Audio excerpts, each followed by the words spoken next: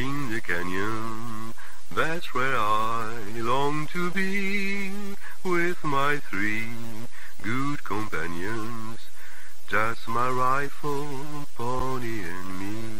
Microciné, bonjour ou bonsoir, ça va dépendre de l'heure à laquelle vous allez découvrir cette nouvelle vidéo. J'ai eu 20 ans comme beaucoup de gens, c'est vrai, j'ai eu 20 ans et c'était dans les années 90. Et dans les années 90, il n'y avait pas encore les réseaux sociaux et Internet. Dommage, je tiens à le dire. Comme ça, je passe pour quelqu'un de progressiste.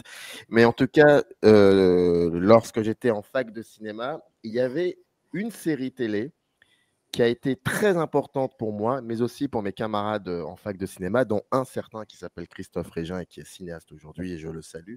C'est la série Seinfeld. Et moi, je disais toujours Seinfeld, et on me disait non, c'est Seinfeld, Samir. Bref, peu importe. C'était sur Canal+, je crois. C'était très tard. Il y avait des cassettes vidéo.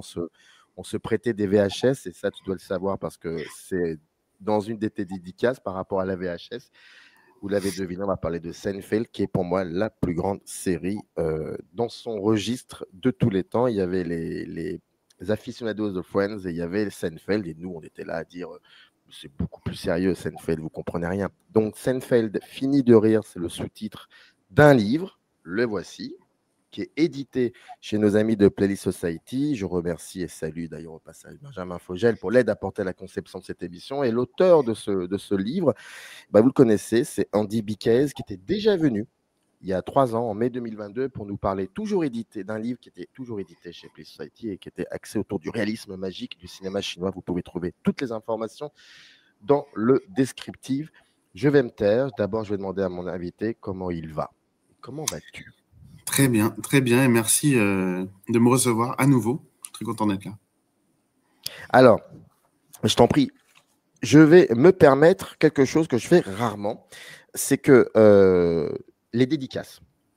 Et ça dit quelque chose. Alors, bien évidemment, je me le permets vu que tu l'as écrit, donc c'est... Oui, c'est fait pour être lu, donc... Exactement, donc je me le permets. Tu dédies donc ce livre à ta propre maman, avec qui tu as découvert la série à la fin des années 90, à un ami de toujours qui s'appelle Patrick, avec qui tu as visionné la poignée d'épisodes enregistrés sur VHS jusqu'à en épuiser la bande, et à ta propre famille, ton Fab Four, et on va expliquer pourquoi Fab Four. Il y a quand même dans ces dédicaces la famille, les années 90, la VHS. Et là où je veux en venir, est-ce qu'aujourd'hui, en 2025, cette série a perdu de sa résonance? Est-ce qu'elle est liée à une certaine période? Ou bien au contraire, elle continue d'explorer notre société, même si l'époque où la série était pensée, faite, appartenait à une autre époque pour le coup? Je ne suis pas le plus grand défenseur de Netflix en tant que plateforme, en tant que tout. Mais pour le coup, pour la survie de Seinfeld, je pense que ça a été déterminant. Je crois qu'ils ont acheté 500 millions de dollars, je crois, le contrat pour avoir Seinfeld en exclusivité il y a quelques années. Et sans ça, c'est vrai que ça a aidé à faire revenir un peu la série, à la remontrer, à la faire découvrir un nouveau public. Et ça marche, c'est une série qui fonctionne bien sur la plateforme. Et c'est vrai qu'avant ça, il y avait la série diffusée, effectivement, je crois que c'était sur Jimmy, je crois, mais alors là, pour le coup, j'avais pas prévu de faire mon malin par rapport à toi, mais je crois que je suis un peu plus jeune, donc j'étais pas, quand je découvrais, c'était plutôt effectivement comme tu l'as compris avec la dédicace en famille, à la maison, et pas encore à la fac, mais donc je me souviens pas bien des premières diffusions, mais c'était sur le câble en tout cas. Moi j'ai découvert un peu après sur Canal. On n'était pas en plus à l'époque dans un esprit saison et voilà, c'était le tout venant de la télé, donc et donc encore moins à 16 ans pour moi, donc c'était je mettais la cassette, j'enregistrais quelques épisodes et après ça passait plus et finalement j'en avais juste une poignée, donc cette poignée que je regardais avec mon copain Patrick et donc avec ma maman qui était c'était vraiment ma partenaire de comédie américaine, parce que c'était la période où on regardait le Late Show de Letterman, le SNL, tout ça vers 1h du matin, 2h sur Comédie, et des Seinfeld, quoi. C'était nos trucs. Effectivement, Seinfeld aurait pu un peu, enfin, c'est pas voué à disparaître, mais il y a toujours voilà, cette question de la survivance des programmes, et particulièrement à cette époque où il y avait les VHS, le DVD est arrivé, il n'y avait pas trop de moyens de revoir Seinfeld, et avant que les DVD arrivent au milieu des années 2000. Et encore après ça, finalement, ça a un peu disparu. La série est revenue sur Salto, je crois. Ça n'a pas duré longtemps et personne n'avait Salto.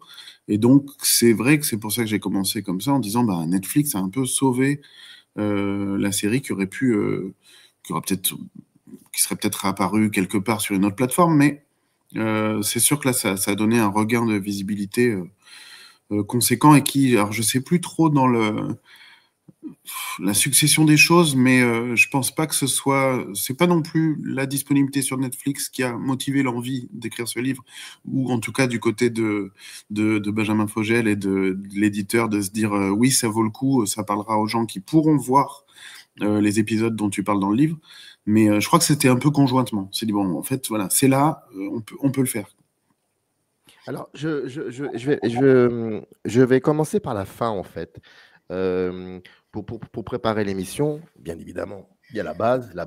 Enfin, il y a deux bases. La première base, c'est la série, mais surtout, il y a le livre. Et puis, j'aime bien aussi essayer de chercher comme ça un peu à droite à gauche sur Internet, surtout les entretiens. Et là, pour le coup, je cherchais pas mal d'entretiens avec Seinfeld, qui sont pour la plupart en anglais, donc c'est me concernant pas si facile que ça, mais peu importe, on s'en fout. Et je crois savoir qu'à un moment, il y a eu comme ça, enfin, il y a plusieurs entretiens, plusieurs déclarations de Seinfeld, d'aujourd'hui, hein, les déclarations récentes. Et j'avais noté que sur la rigueur, le stoïcisme, la nostalgie du comique d'autrefois, j'ai l'impression que il est un peu nostalgique d'un certain rire.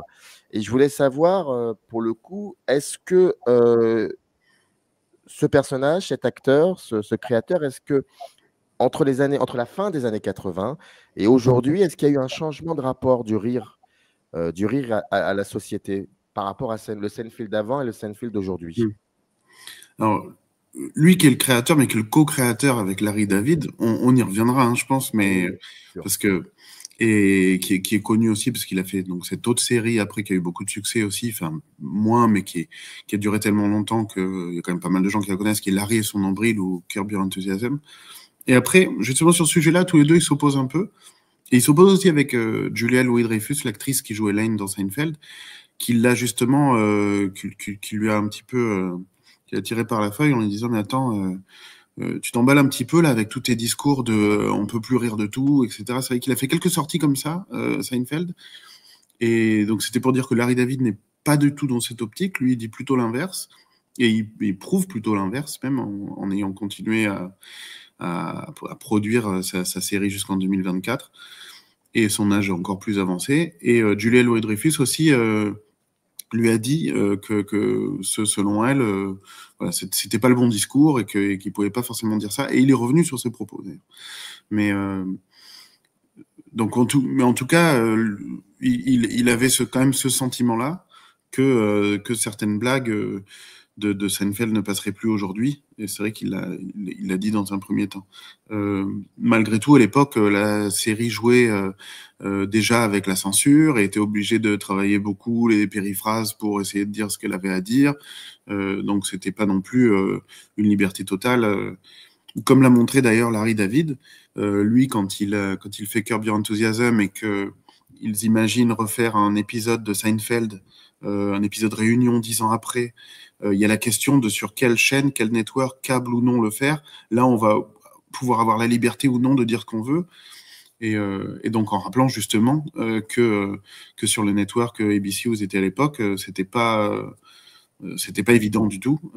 Ils n'étaient pas forcément capables de toujours dire tout ce qu'ils voulaient, qu'ils étaient obligés d'être habiles. Et c'est ce que disent les gens comme Julia Louis-Dreyfus. En fait, la question perdure, c'est juste une question d'habileté et de finesse. À la question « Qu'est-ce que Seinfeld ?»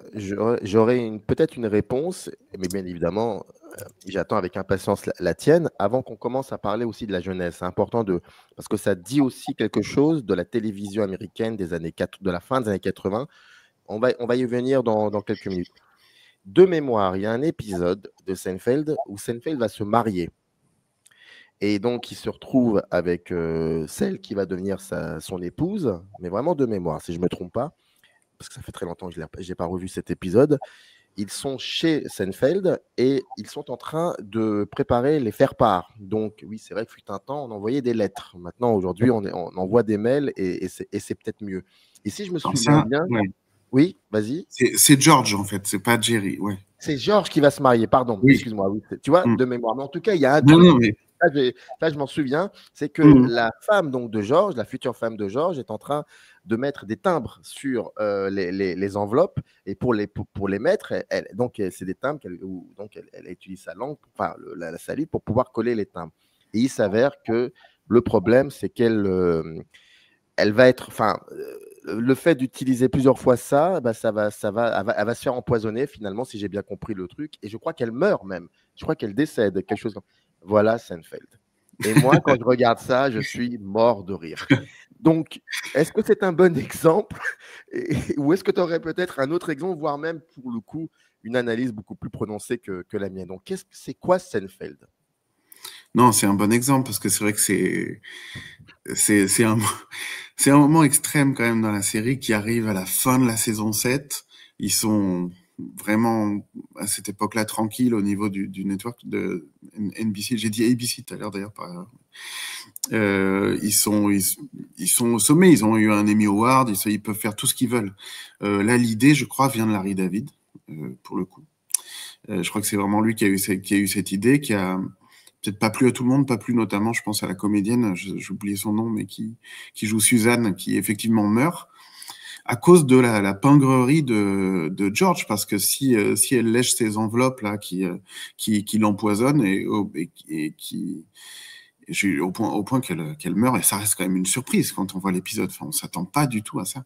Et c'est lié au fait que George, quand il a choisi les enveloppes pour le mariage, on lui a proposé dans la boutique et il a pris le gros livre avec tous les modèles possibles et il est allé tout à la fin du livre pour voir la page la moins chère, la pire enveloppe, et au point de tuer son épouse. Et le pire de vraiment la cruauté comique de cette série et notamment de cette trame-là, c'est que George n'est pas triste de cette mort.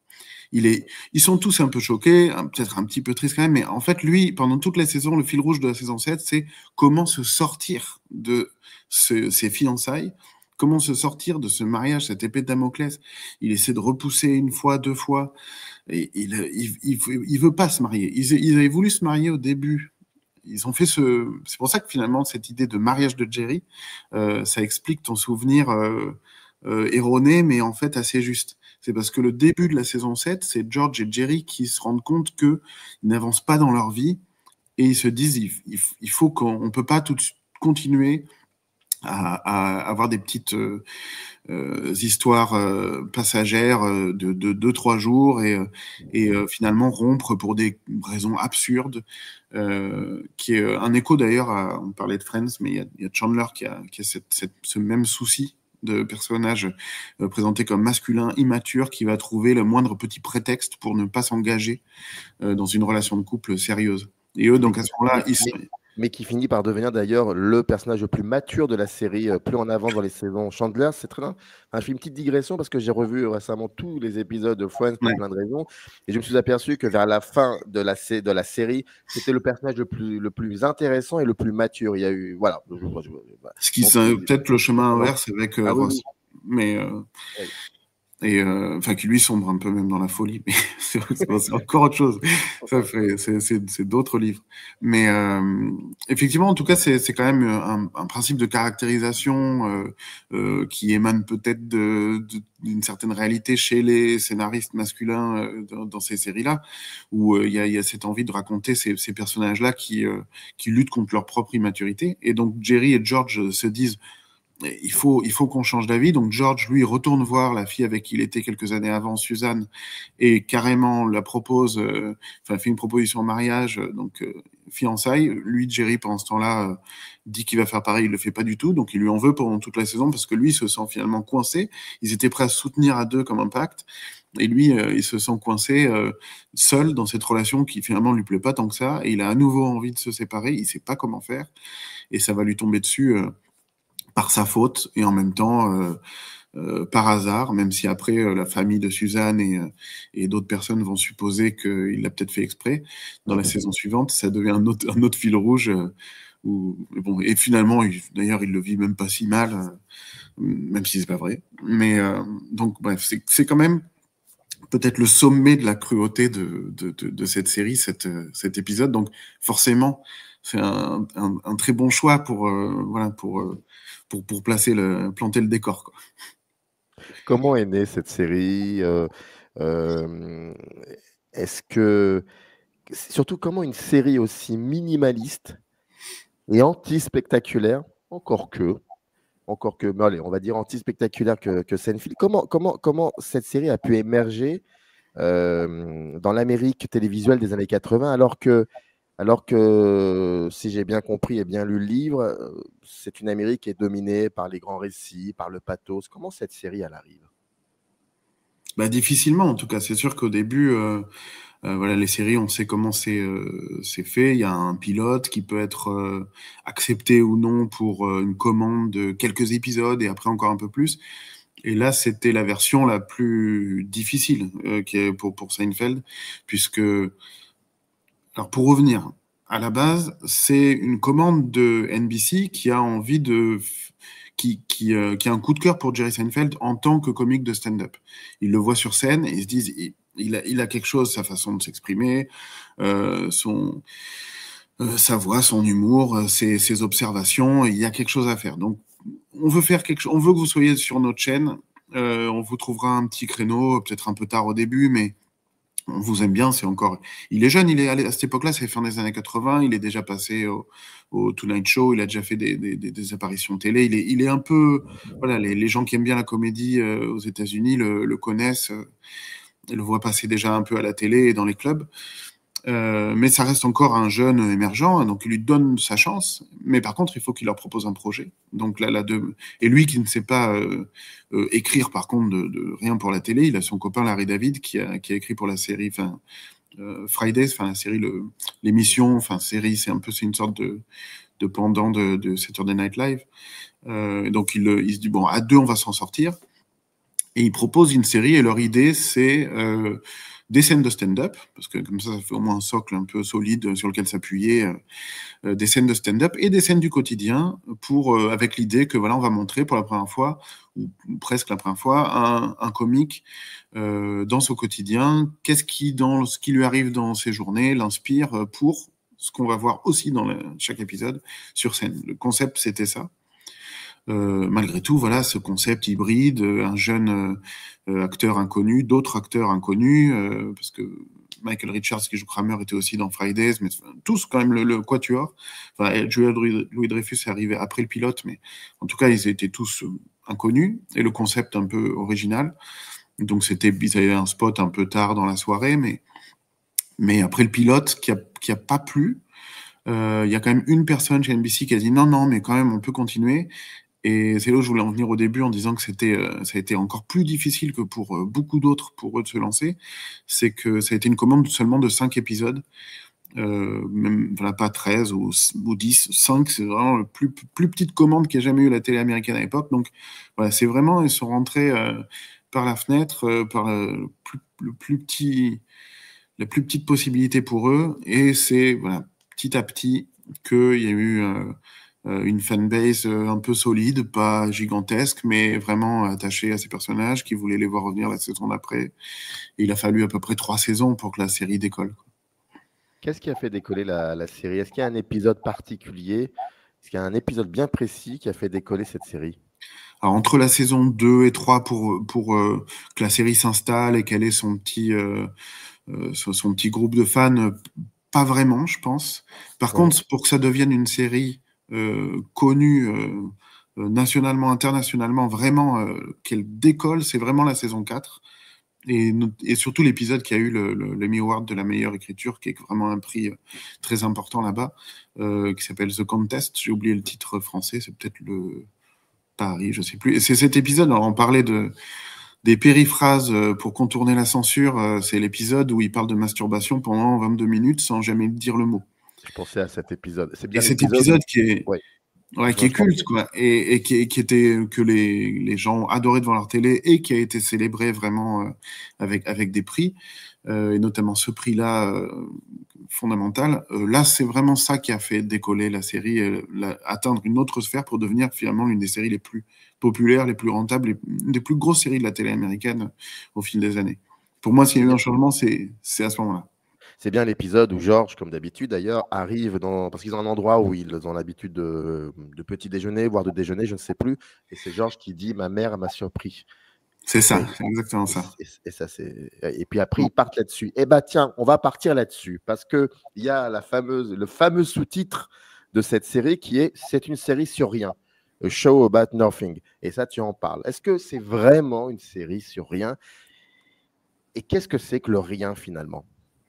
Alors, une série sur rien, là, c'est vraiment important de voir cette idée que Jerry Seinfeld et Larry David, encore aujourd'hui, se défendent en disant que c'est pas une série sur rien, en rappelant qu'au début, c'était d'ailleurs pas ça le projet, mais c'est de leur faute, puisque c'est dans cette même saison 4, la saison où il y a cet épisode sur la masturbation, le fil rouge de cette saison 4, c'est quelque chose de méta, puisque dans la série, Jerry et George, qui est en fait le pendant de Larry David, qui est son alter ego en fiction, Jerry et George, comme Jerry et Larry quelques années plus tôt, sont approchés par NBC pour leur proposer un projet de série. Donc il ne va pas s'appeler Seinfeld dans Seinfeld, mais Jerry. Donc il s'amuse beaucoup de toutes ces choses méta. C'est le fil rouge de la saison. Il y a quelques épisodes qui finalement n'en parlent pas, même un certain nombre d'épisodes sur la vingtaine qui n'en parlent pas du tout, comme The Contest, dont on parlait tout à l'heure. Mais sinon, ça revient à rythme régulier dans cette saison, et c'est leur écriture de cette série. Je disais, c'est un peu de leur faute si on leur parle encore, si on leur a longtemps parlé de c'est une série sur rien, c'est parce que c'est eux qui ont inventé ça et qui ont créé cette mythologie là, c'est en racontant que dans ces rencontres avec NBC, parce que forcément c'est drôle pour la série, George se met en tête de leur dire, en trouvant que c'est une idée géniale, que ce serait une série sur rien du tout. Et il en fait trop. Il leur dit il se passera rien, le personnage se lève, il boit son café, et puis après il lit. Alors le président d'NBC dit mais comme ça il lit, on va le regarder lire dans la télé, mais il dit mais oui, c'est ça, c'est hyper original, ça n'a jamais été fait. Une chose en amenant une autre, la série va quand même se faire, va complètement, contrairement à la vraie Seinfeld, finalement pas du tout marcher, ça va justement tenir juste le temps d'un pilote, même s'il s'engage. Et donc cette idée de la série sur rien, ça vient de là, alors qu'en fait, eux n'ont jamais en réalité proposé la série de cette manière-là. Malgré tout, cette définition de la série dans la série, elle a quand même infusé, et quand même pour les gens, se sont dit c'est quand même bien adapté pour décrire Seinfeld, parce que on n'a jamais trop vu à l'époque dans le paysage audiovisuel américain début des années 90, avec des séries qui étaient plus spectaculaires. On parlait d'anti-spectaculaires, plus spectaculaires, avec des séries policières, des Magnum et des Deux flics à Miami, on vient de là, et puis des séries de sitcom plus farfelues, ce qui n'était pas trop Seinfeld au début. Donc en fait, c'est vrai que les gens se sont dit oui, c'est sûr que là, ils parlent de tout et de rien, mais finalement, ça fait un reflet avec nos vies qui est pas commun et qu'on peut peut-être trouver plus au cinéma, mais en télé, voir des New-Yorkais ou peu importe d'ailleurs, mais qui ont ces petits tracas du quotidien, ça nous fait peut-être du bien, et c'est assez nouveau. Donc le rien, c'est ça. Moi, ce que je développe dans mon essai, où j'ai eu l'idée d'un angle un peu singulier, plutôt que de juste revenir sur l'histoire de Seinfeld et les ressorts comiques de la série, qui reste avant tout une série comique, et toujours très drôle, et moi je me lasse pas tant d'années après. Mon intention, au bout d'un moment, c'était de me dire, ok, c'est le rien, les petits riens du quotidien, mais c'est aussi le rien, le vide, le néant, l'angoisse du néant, qui est aussi tout aussi présent dans Seinfeld. On s'en rend pas forcément compte au début, on s'en rend pas compte la première fois qu'on voit la série. Moi, je l'ai jamais pensé comme ça au début. C'est à force de la revoir que ça m'est apparu qu'il y avait cet autre rien qui pouvait définir Seinfeld. Est-ce que la force de Seinfeld, on parlait du rien, mais est-ce que c'est parce que c'est une série qui transforme les détails insignifiants, par exemple le geste, le café, un bouton, je ne sais quoi, tout ça en matériaux dramatiques. Est-ce que c'est ça qui a fait la force de cette série et qui l'a rendue assez originale pour le coup?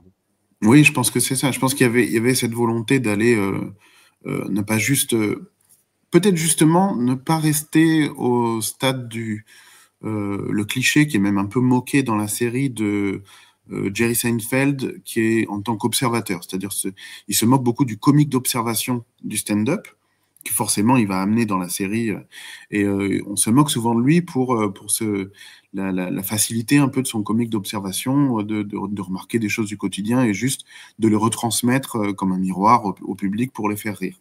En réalité, même sur scène, ça va toujours un peu plus loin. Il a des réflexions fines, intelligentes et toujours très drôles. Mais cette limite de l'observation, je pense que la série transcende ça avec cette idée d'aller épuiser les sujets. L'épuisement, c'est-à-dire de partir effectivement des plus petits objets pour tirer un fil et créer une intrigue autour de ça, où on parlait beaucoup plus longtemps qu'on l'aurait cru, épuiser aussi même dans l'épuisement du langage aussi, qui est et des mots qui vont se répéter jusqu'à perdre leur sens et avoir une autre et créer quelque chose de nouveau complètement inattendu. Vous ne pouvez pas forcément percevoir au début avec ces choses minimalistes qui sont vraiment déployées de manière surprenante. Ouais. Comment tu as... Alors, je rappelle, donc, il y a un livre, Seinfeld, Fini de rire, c'est édité chez Playlist Society. Et le livre est divisé en cinq parties, je vais les nommer. La première partie, c'est les 4 névrotiques. Les 4 névrotiques, c'est le Fab Four, c'est Jerry, Hélène, Kramer, George. On va en parler de ces 4-là, c'est obligatoire. Encore qu'on a commencé à parler un peu de George, mais il faut parler aussi de Kramer et d'Hélène et des autres. Deuxième partie, les faux amis. Troisième partie, de l'autre côté. Quatrième partie, sans issue. Et la cinquième partie, zéro, avec après ensuite un épilogue. Comment tu construis ce livre sur une série qui, pour le coup, a été très importante dans ton rapport à l'image, dans ton adolescence ou un peu plus loin? Comment on construit ce livre? Alors à l'origine, c'est vrai que ce que j'ai voulu proposer à Playlist Society, c'était un projet trop gros, et donc c'est le travail de l'éditeur et la vision qu'ont pu avoir Benjamin Fogel, Erwan Desbois en discutant avec eux, c'est que eux justement c'est leur travail. Moi je voulais proposer un truc plus vaste sur Seinfeld et sur Larry et son nombril. Et ce qui pouvait être intéressant, parce que je trouvais les mêmes thématiques, je trouvais que les deux séries se répondaient, mais c'était trop gros, on s'éparpillait déjà, en fait, même avec deux séries. Donc c'est là où je voulais saluer leur réflexion, où ils m'ont dit, ben non, en fait, il faudrait être un peu plus précis. Donc déjà, on coupe en deux, il reste plus que Seinfeld. Larry revient dans les notes de bas de page, ou dans quelques comparaisons, bien sûr, mais l'idée, c'était ça. La construction, sinon, c'est sûr qu'il a fallu passer par... moi, j'avais cet angle, cet axe de la noirceur cachée de Seinfeld qui correspond plutôt aux 3 derniers chapitres dont tu parlais, mais c'est vrai qu'il fallait passer par les 2 premiers pour faire ce que je disais que je n'avais pas voulu faire avec ce livre, mais forcément, je le fais aussi, c'est-à-dire des présentations. Même si là, déjà, pointe ce qui fait la singularité des personnages. C'est-à-dire, les 2 premiers chapitres, ça présente les personnages et les relations des personnages. Et tout à l'heure, tu parlais de l'évolution de Chandler dans Friends. C'est très marquant, ça, quand même, sur des séries qui ont duré longtemps. la manière dont la caractérisation évolue et dont on fait changer les personnages. Et c'est vrai que là, les personnages, c'est pour ça que dès les premiers chapitres, il y a déjà cette idée de la noirceur cachée ou de ces choses-là, parce que on voit à quel point les personnages sont écrits d'une manière différente au début, plus vertueux, plus aimables, plus aidants, avec une notion de l'amitié plus communément admise. Et on voit qu'au fur et à mesure, tout a été un peu dévoyé, quoi. Donc c'est ça que je voulais raconter aussi dans les premiers chapitres. Par exemple, le personnage d'Elaine l'a montré comme très progressiste au début, et petit à petit, parce que finalement ça crée des situations comiques, des ressorts comiques plus profitable, finalement de la montrer avec plus de tard, plus de mauvaises pensées, et donc le personnage change au fur et à mesure. Mais c'est marrant aussi de voir, parce que j'ai revu un épisode hier de la saison 1, alors que je regardais peu avant des épisodes de la saison 9. Maintenant, j'avais tellement vu que il pourrait passer en boucle dans mon salon et tomber dessus. Et je revoyais un épisode d'Elaine où on voit justement au début cette manière dont les scénaristes et même les showrunners tâtonnent un peu dans l'écriture des personnages. Elaine, dans cet épisode, elle s'offusque avec son côté donc très progressiste, contrairement aux garçons, où elle essaie de les élever un peu. Et elle s'offusque que Jerry veuille commander du thon au restaurant Monk's dont tu parlais tout à l'heure, où ils sont tout le temps. Et elle lui reproche ça. Mais dans le même épisode, elle supporte pas, à cause des allergies, les chats de son petit copain, et elle essaie de voir si Jerry accepterait un petit billet pour les tuer. Donc, et ils savent pas trop encore quoi faire, quoi. Sur un simple truc, sur un seul sujet, comme c'est le bien-être animal, ça part déjà dans deux directions différentes. Et quelques années plus tard, saison 3 ou quelque chose comme ça, il y a un chien qui va l'embêter, et Kramer va proposer avec Newman de s'en débarrasser. Et là, c'est elle qui est offusquée, qui veut pas du tout, qui veut qu'il s'en débarrasse, mais surtout pas le tuer. Donc il y a cette hésitation, puis bon, plus au fur et à mesure, à la fin de la série, je pense qu'elle pourrait tuer des êtres humains aussi. Enfin, on n'est plus à ça près.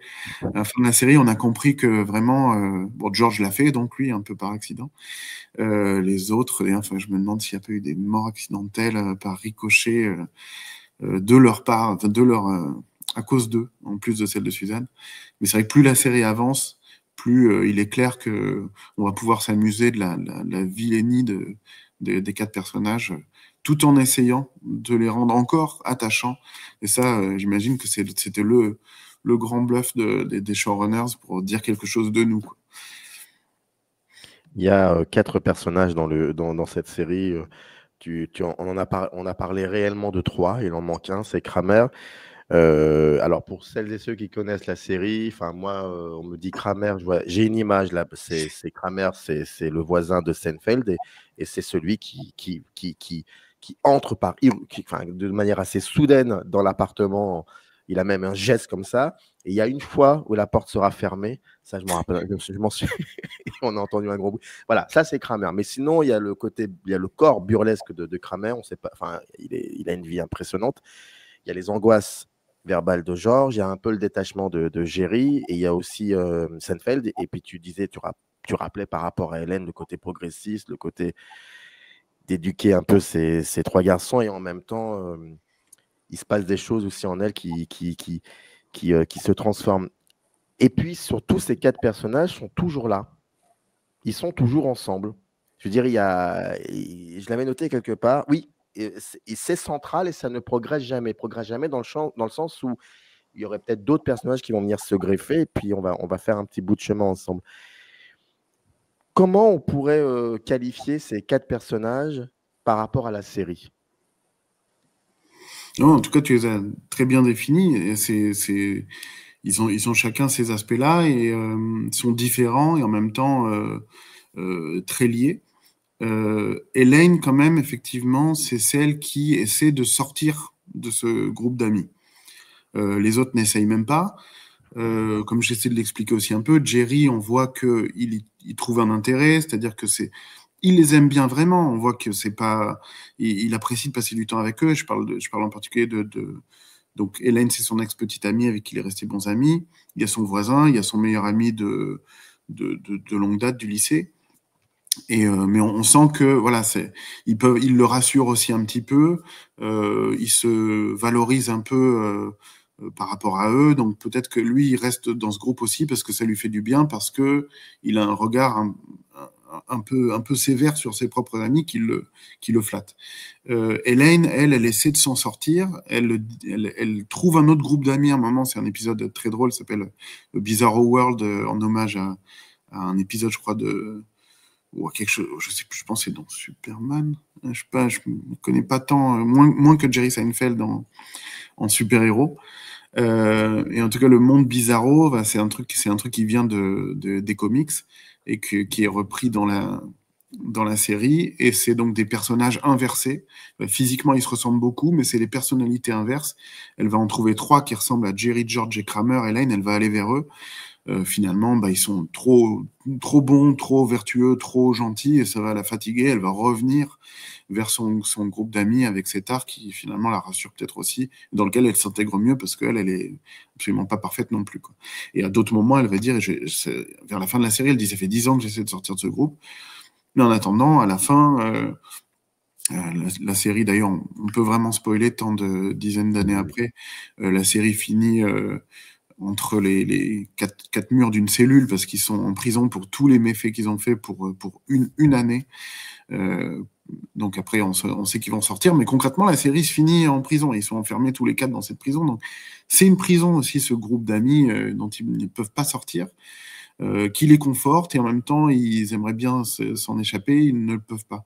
Il y a toujours cette idée d'être enfermé, c'est-à-dire qu'il y a le groupe d'amis qui les enserre, il y a la prison à la fin. Kramer au début de la série est même décrit, enfin, le personnage est considéré comme un ermite qui ne quitte jamais son immeuble pour des raisons vraiment de scénographie et d'image. Il sera beaucoup plus intéressant de faire sortir Michael Richards de l'immeuble et lui faire vivre des aventures en dehors.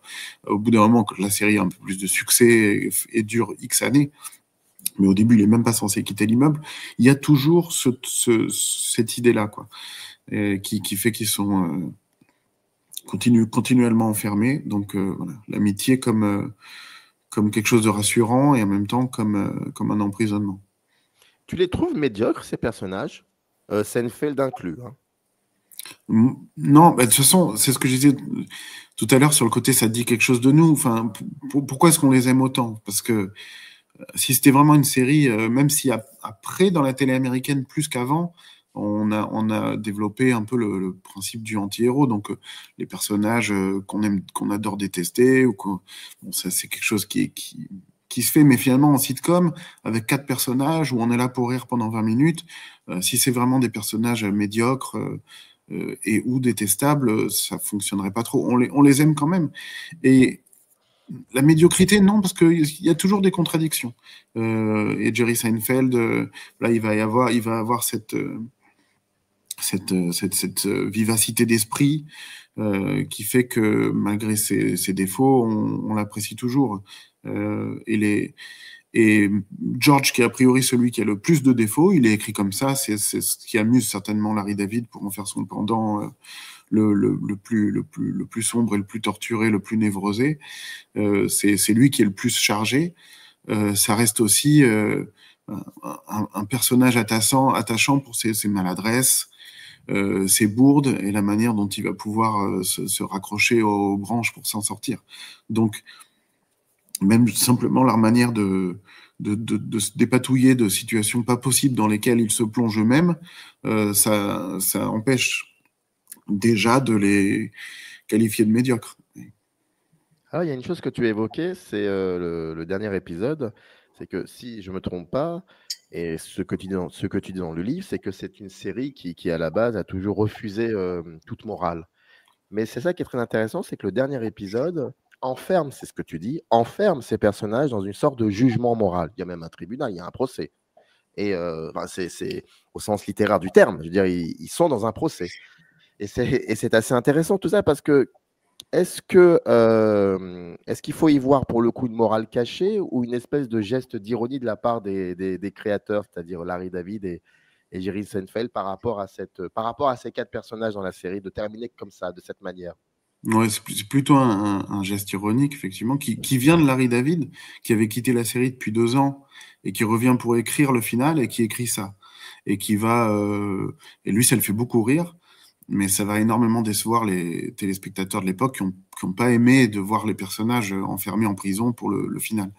Et justement, s'ils ont pas aimé ça, je pense que c'est parce que c'était une surprise et que ça leur tombe vraiment dessus. Parce qu'effectivement, la série évite la morale, les jugements moraux, il va pas y avoir de conclusion sur les 5 dernières minutes avec, comme je sais pas, par exemple dans The Middle, par exemple, qui s'achève toujours avec une voix off, qui est une série que j'aime bien, hein, mais il y a cette ritournelle des 5 dernières minutes, c'est un exemple parmi d'autres, avec une voix off qui va venir clarifier la morale de l'épisode, ce qu'on peut en tirer. Là, c'est pas du tout ça, c'est complètement l'inverse, Seinfeld, et il y a même vraiment la moralité qui est élevée en premier, vraiment comme quelque chose d'essentiel, même pour faire avancer certaines trames. Et donc oui, c'était pas du tout l'idée pendant toute la série. Il y a des situations, chacun devant son écran, on pense qu'il en pense, est-ce qu'il réagirait de la même manière ou non, mais en tout cas, il y a pas vraiment de punition, ou s'il y en a une, en réalité, les personnages s'en sortent après. Donc ce procès, c'était une surprise totale, je pense, pour les téléspectateurs de l'époque. Une suite logique en même temps, parce que tout d'un coup, on voit le défilé de tous les personnages qu'on a vus dans toute la série qui viennent les uns après les autres rappeler les méfaits du Quatuor, et là on se dit, bah mince, ah oui, c'est vrai, en fait, ils en ont fait vraiment beaucoup des bêtises depuis le début, ces personnages que j'adore, ils ont vraiment été odieux, je me rendais pas compte à quel point. Donc il y a cette clairvoyance logique du co-créateur sur ses propres personnages, qui l'amuse juste comme un pied de nez, mais qui a été une surprise pour le téléspectateur. Et ce qu'il faut raconter aussi, qui est quand même amusant et qui est vraiment à mettre au crédit de Larry David, c'est qu'on lui a reproché pendant des années, ce final, d'avoir gâché la sortie de Seinfeld, qui était au top niveau en plus, hein, vraiment des audiences et tout. Ils ont décidé d'arrêter, pas parce que ça marchait un peu moins bien, mais parce qu'ils se sont dit, mince, à un moment, on va avoir un peu moins de bonnes idées, ça va moins marcher, et ça va être un peu triste. Il faut qu'on parte voilà, sur quelque chose, comme George dans la série, quand il est, là je fais une petite digression, mais ça me rappelle ça, George dans la série, quand il est au travail et qui finalement va sortir une proposition ou quoi qui va être un peu humiliante, et à un moment il trouve une bonne idée ou une bonne blague, parce que finalement le travail c'est plus pour essayer de blaguer auprès des collègues que de vraiment travailler, pour un peu tous, mais notamment pour George. Il va sortir une bonne blague, ça va faire rire ses collègues. Et il quitte la réunion, il quitte sa journée de travail à 13h là-dessus parce que c'est parfait, il pourra pas faire mieux. Il s'en va au panache, sur une high note, comme il dit.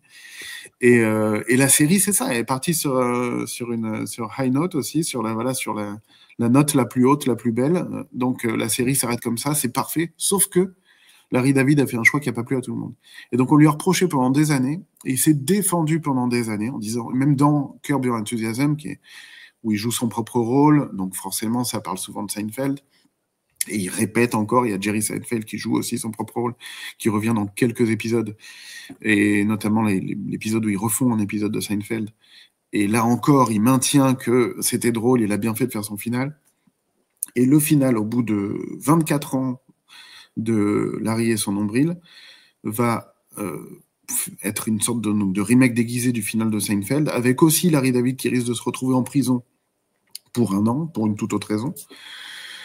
Et il trouve une petite parade, finalement, qui fait que, voilà, un vice de procédure, ou je ne sais plus exactement, mais il est libéré, et finalement, il ne va pas aller en prison pour 1 an, il est libre. Et il en ressort, et c'est Jerry qui vient le chercher. Et là, ils ont cette petite discussion tous les deux en quittant la cellule, en disant mais c'est comme ça qu'on aurait dû finir Seinfeld, mince, c'était beaucoup mieux, c'était plus positif. Ah ouais, t'as raison. Et donc là, voilà, il fait allégeance. Finalement, il reconnaît ses torts et il corrige le tir. C'est quand même pas mal de sa part, voilà, 25 ans plus tard, d'admettre que c'était peut-être pas le meilleur final. Cela dit, moi, je l'aime beaucoup. Je suis toujours très content que la série ait fini comme ça. Il y a quand même des gens... J'allais te poser la question, j'allais te demander toi, mais bon, toi, je sais que... Bon. Moi, ça m'a toujours bien plu. C'est simplement très, très osé. Et en plus, pour une des choses que je raconte dans le livre, où je parle beaucoup des spirales, des boucles, des choses qui reviennent. Il y a des épisodes et des saisons entières qui forment des boucles. Là, la série, dans cette cellule, je suis très content que ça ait fini comme ça, parce que dans cette cellule, ils ont le même dialogue que le premier dialogue de la série. Oui. Voilà, ça c'était... Voilà, donc moi, forcément, il y a plein de choses dans ce final qui me font dire, je suis très content qu'il ait été fait comme ça. Ça fonctionne bien. C'est de bavardage circulaire aussi, tu parles de ça. Mais est-ce que le rire seinfeldien, finalement, est-ce que ce serait un rire qui naît finalement d'un désir de contrôler le chaos, le désordre? Oui, je pense que c'est ça. À un moment, je cite aussi un résistant juif, Joseph Katzmann, qui disait, c'est une phrase simple, hein, mais c'est vrai que c'est celle que je prends en exergue à un moment dans le livre, où il dit voilà, rire pour ne pas pleurer, en disant que ça correspond bien à Seinfeld. Et pour moi, c'est ça quand même, c'est ce que j'ai ressenti au bout d'un moment. Ce sera toujours le rire en priorité, on continuera toujours les personnages rient, les personnages se font rire, ce qui n'est pas toujours le cas dans la sitcom ou même dans la comédie en général, où des fois les personnages sortent des choses très drôles en face de leurs amis, et nous on rigole devant la télé et les amis ne rigolent pas. Et c'est quelque chose qu'a modifié notamment Woody Allen, qui était un des premiers à avoir, notamment suite à la disparition de Diane Keaton, ils ont repassé Meurtre Mystérieux à Manhattan, qui était vraiment un film qui était marquant pour ça, cette manière de faire rire l'interlocuteur à l'écran, de prendre du temps pour ça. Et c'est quelque chose qu'on voit aussi dans Seinfeld. Mais donc, c'est pour dire le rire est particulièrement même célébré de cette manière-là. Mais pour moi, ça reste malgré tout un rire pour cacher un nombre d'angoisses incalculable qui affleure au fil des épisodes quand on commence à les lister et à s'y intéresser un peu. Donc c'est vraiment les angoisses de la mort, de la maladie, de la violence du monde. Tout est là dans Seinfeld, caché par les rires des interlocuteurs, les rires enregistrés et les rires des personnages devant la télé. C'est des personnages, on n'est pas des personnages, nous. Oui. Meurtre mystérieux à Manhattan, rappelle-moi, c'est bien ce film où Woody Allen dit, quand j'écoute Wagner, j'ai envie d'envahir la Pologne, quelque chose comme ça. Alors, je ne l'ai pas revu depuis longtemps. Je ne sais pas si c'est dans... Ils enquêtent, sa femme et lui, enfin Diane Keaton, ils enquêtent sur... Et je crois qu'à un moment, il dit, quand j'écoute Wagner, ah ouais, non, je n'aurais pas le souvenir, c'était dans cette en tout cas, tu as rigolé. Très bonne réplique. Mais... ouais. Mon Dieu. Une dernière question, mais avant cela, je rappelle, hein, donc Seinfeld finit de rire, c'est édité chez Play Society. Voilà, je montre cela. Et puis dans le descriptif de la vidéo, vous avez le lien qui renvoie à la page dédiée du livre sur le site de Playlist. Question basique, c'est la dernière question, c'est une question très très basique. On a beaucoup parlé de Larry et son nombril, mais j'aimerais bien savoir si aujourd'hui, il y a comme ça dans certaines séries des connexions peut-être discrètes ou alors évidentes avec ce qu'a fourni Seinfeld pendant plus de 10 ans. Ça, j'aurais du mal à dire. Alors, c'est vrai que la connexion avec Larry et son nombril, j'en trouve plein, mais et c'est une série récente, mais c'est un prolongement. Et il y a le même co-créateur, donc là, c'est logique. De toute façon, comme le constatent beaucoup de gens, la comédie américaine au cinéma et en télé est pas au plus haut niveau aujourd'hui. Mais apparemment, on pourrait trouver des connexions ailleurs, mais je pense que là, ça peut être plutôt une question ouverte pour les gens qui nous écoutent et pour moi, après qu'on ait raccroché, pour essayer de trouver un petit peu l'héritage de Seinfeld qui m'a jamais semblé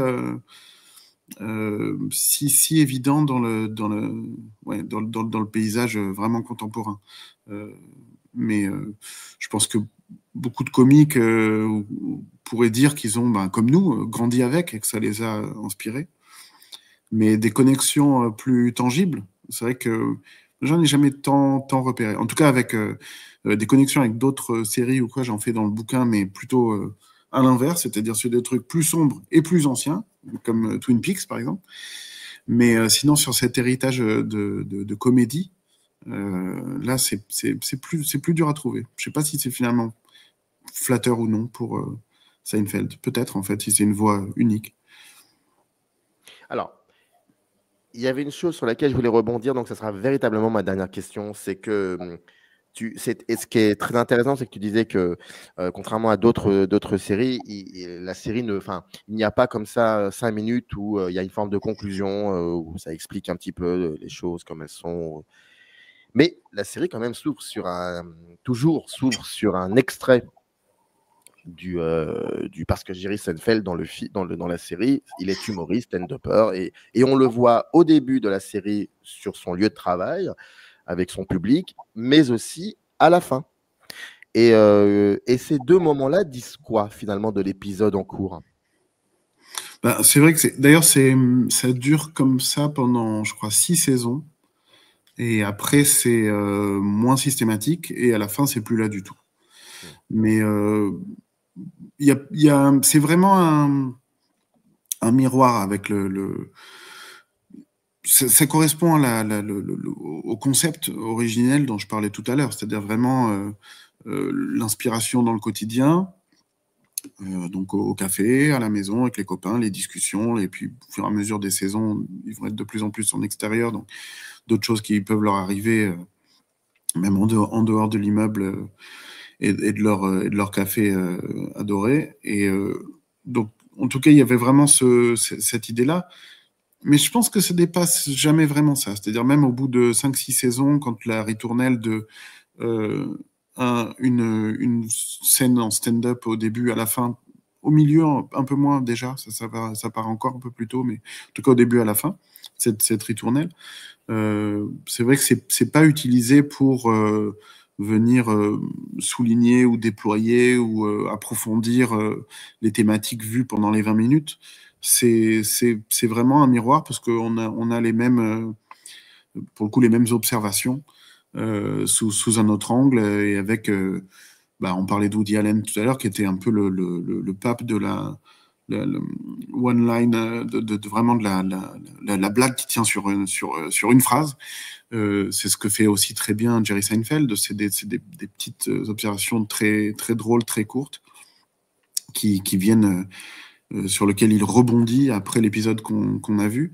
Mais pour moi, c'est vrai que voilà, on est encore loin, alors que ça aurait tout à fait pu être l'écrin pour ça, c'est vrai, complètement, mais on est encore loin d'une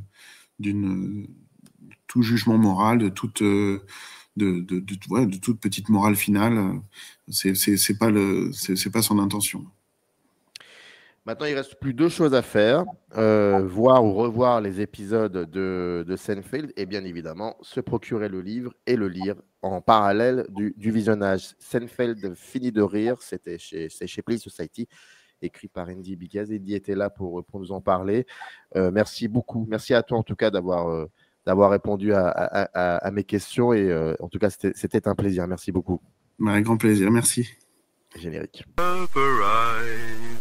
In the canyon, that's where I long to be, with my 3 good companions, just my rifle, pony and me.